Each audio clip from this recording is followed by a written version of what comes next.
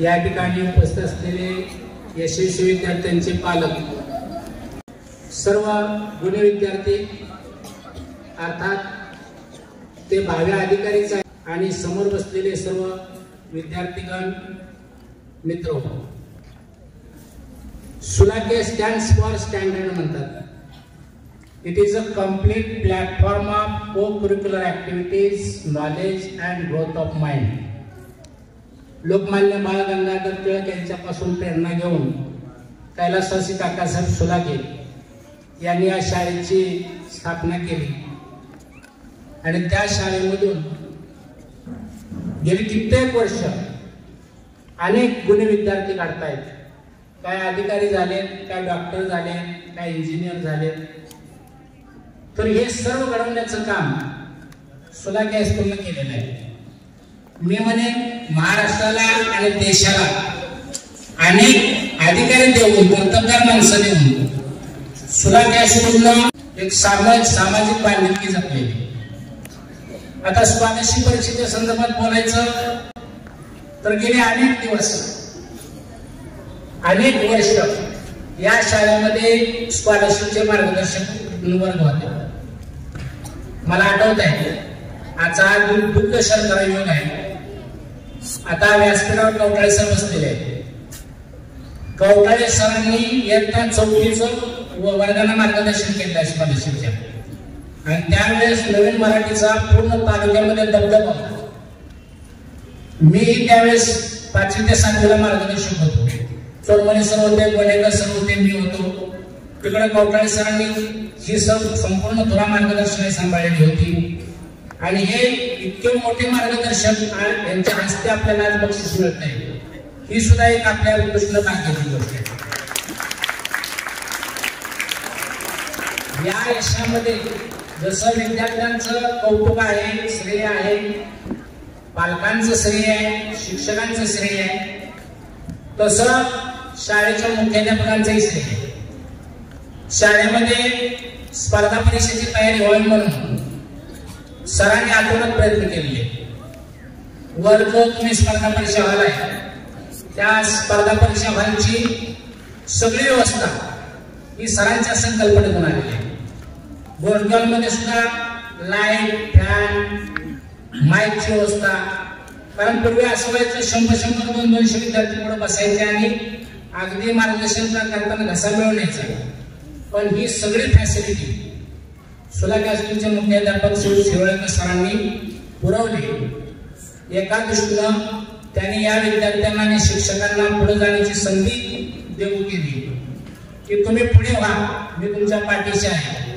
स्वामी समर्थांचं वाक्य नाही का, भिवू नको, मी तुझ्या पाठीशी आहे.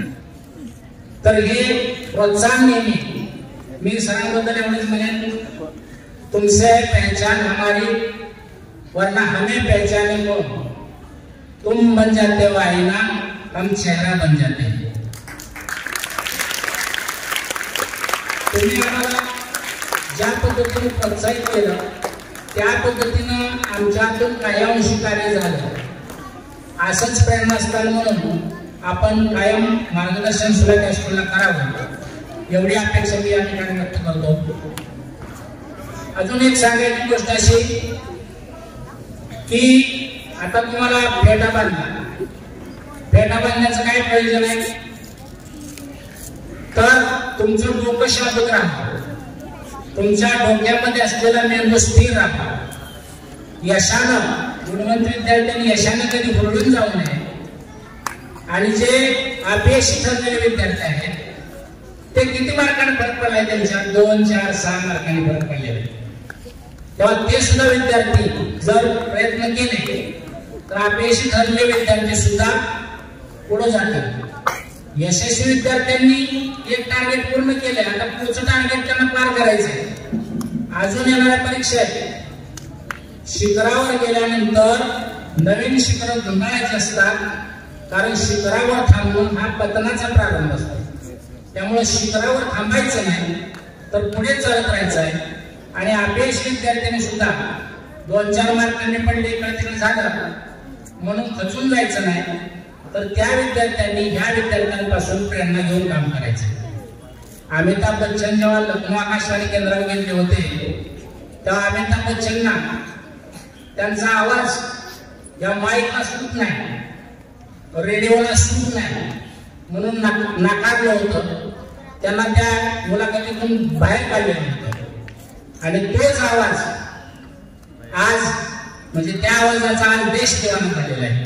पण अपयश आलं म्हणून खचून न जाता आपल्याला नवीन काय करता येईल, नवीन मार्गक्रमण कसं करता येईल याकडे सर्वांनी लक्ष द्यायचं आहे. हे यश मिळाले काही सामान्य यश नाही.